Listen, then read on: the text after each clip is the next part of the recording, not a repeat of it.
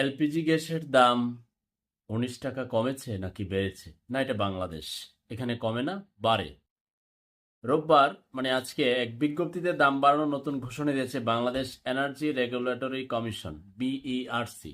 কমিশনের নাম রেখে দেন যে দাম বাড়ানো কমিশন। সন্ধ্যা 6টা থেকে নতুন দাম কার্যকর হবে। ফেব্রুয়ারি মাসের জন্য 12 কেজি এলপিজির দাম 1,459 টাকা থেকে 19 টাকা বাড়িয়ে 1,478 টাকা নির্ধারণ করা হয়েছে ভালোবাসার মাসের জন্য। তো মার্চ মাসে কি আরো কমবে? না, বাড়বে। এটা বাংলাদেশ। আপনি দেখছেন না, ওই যে খাদ্য উপদেষ্টা বলছিল ভ্যাট বাড়ালে কোনো কিছু সমস্যা হবে না। উনি তো অন্য দেশের উপদেষ্টা, উনি জানবে কি করে? উনি হচ্ছে উগান্ডা, সোমালিয়া উপদেষ্টা। বাংলাদেশের উপদেষ্টা হলে তিনি মাঠ পর্যায়ে জানেন যে ভ্যাট বাড়ালে কি প্রভাব পড়তে পারে। ফলের মধ্যে বাড়ছে 90 টাকা পর্যন্ত,